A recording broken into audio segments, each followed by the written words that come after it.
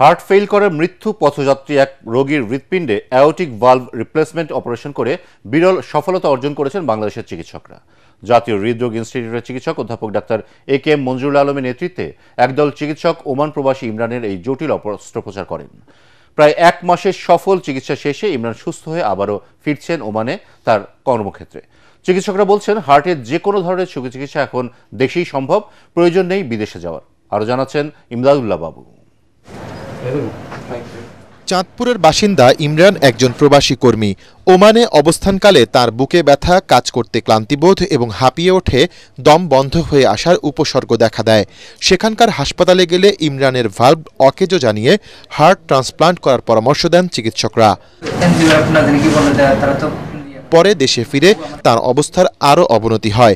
বড় হয়ে যায় হার্ট, ফুসফুসে পানি জমে এবং হার্টবিট আশঙ্কাজনক হারে কমে মুমূর্ষু অবস্থা হয় ইমরানের। জীবন মৃত্যুর সন্ধিক্ষণে অনিশ্চয়তা নিয়ে জাতীয় হৃদরোগ ইনস্টিটিউটে আসেন তিনি।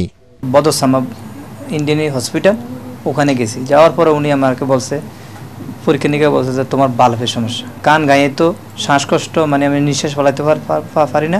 মানে যখন আমি ডক্টর দেখাইছি তখন ওই দিকেও ভরসা ছাড়া দিছে, বলছে যে এই দেশে মানে খামোখা দৌড়াদৌড়ি করে লাভ নেই, তোমরা বাংলাদেশে যাও, যে ট্রিটমেন্ট করো, দেখো কি হয়। ঝুঁকি নিয়ে এখানকার কার্ডিয়াক সার্জারি বিভাগের প্রধান ডাক্তার এ.কে.এম. মঞ্জুরুল আলমের নেতৃত্বে একদল চিকিৎসক তার অপারেশনের সিদ্ধান্ত নেন।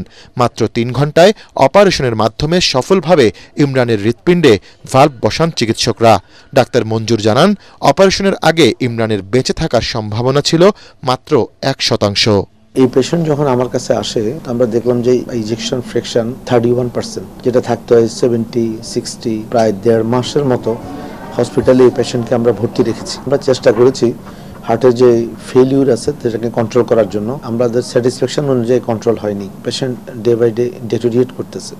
তারপর আমরা ফ্যামিলির সাথে বসলাম, বললাম যে আমাদেরকে একটু ঝুঁকি নিয়ে সার্জারিটা আর্লি করে ফেললে বেটার হবে। মহান আল্লাহ রাব্বুল আলামিন আমাদেরকে দয়া করেছেন, আল্লাহর রহমতে পেশেন্ট ভালো আছে। বর্তমানে তার হার্টের ইনজেকশন ফ্র্যাকশন 60%। তিনি বলছেন, এ ধরনের অপারেশন বাংলাদেশে এখন আর জটিল নয়। যাদের প্রো-বিএনপি বেশি, হার্টের ইনজেকশন ফ্র্যাকশন কম, সেই পেশেন্টগুলো আমরা তো পাম্পের মাধ্যমে হার্টের ভালভগুলো লাগাই। ভালভ সার্জারি ভালো করার পরেও পেশেন্ট টেবিলে অনেক সময় বাইপাস থেকে উঠে আসে না। ফ্যামিলি আমাদের সাথে পজিটিভ ছিল, যে কারণে আমরা এই অপারেশনটা করার সাহস পেয়েছি। যদি রোগী আমাদের কাছে সময় মতো আসে, প্রপারলি আসে, বাংলাদেশেই এই রোগীগুলো চিকিৎসা করা সম্ভব, বিদেশ যাওয়ার দরকার নাই। অ্যাওর্টিক ভালভ রিপ্লেসমেন্ট অপারেশনে সরকারি হাসপাতালে মাত্র 2 লাখ এবং বেসরকারি হাসপাতালে সর্বোচ্চ 7 লাখ টাকা খরচ হয় বলছেন বিশেষজ্ঞরা। ইমদাদুল্লাহ বাবু, ATN বাংলা, ঢাকা।